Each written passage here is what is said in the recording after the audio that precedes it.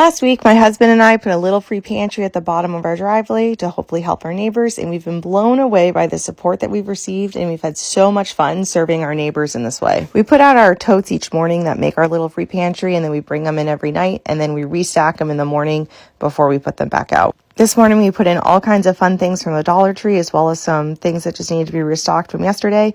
And then we also created this third tote on top, if you see there, to contain hygiene items, as well as pet food and baby food that I bought previously. I wasn't feeling super great today, so Christian took over handling the little free pantry by himself, and he did a great job setting everything up.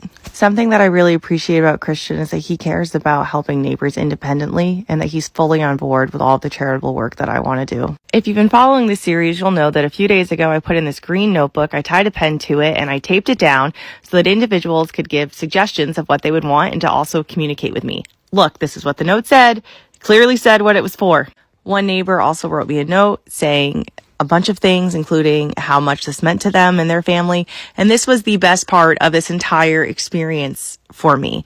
And I was very touched by this notebook and how it allowed me to connect with my neighbors in an anonymous way. And I was fully prepared for my totes and everything in them to be taken. But once I started doing this notebook, I never would have imagined that somebody would have taken the notebook, because that is something that couldn't have been replaced. And I was really upset when yesterday we picked up the totes and the notebook was gone. And I've tried to assume best intent, but I was really upset about this. And it's okay that I was upset about it. I know many of us, including myself, had been very hopeful that this was just taken by a kid by accident. Somebody took it home to write a longer note, which is all still possible. But unfortunately tonight, whomever took this notebook home with them did not return it today.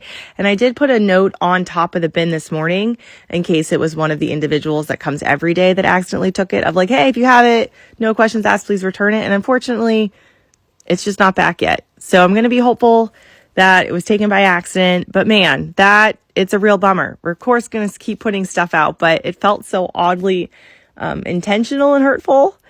But we'll just keep putting stuff out there. And I don't feel comfortable putting in another notebook yet. I also don't want to create a chain link of the notebook to the bin or to the sign, because I really feel like my neighbors are my guests when they come to my pantry, and I wouldn't chain something up in my house if I was having guests over out of fear that they were going to take it. So instead, I'm just not putting down another notebook right now. We're just going to do what we've been doing.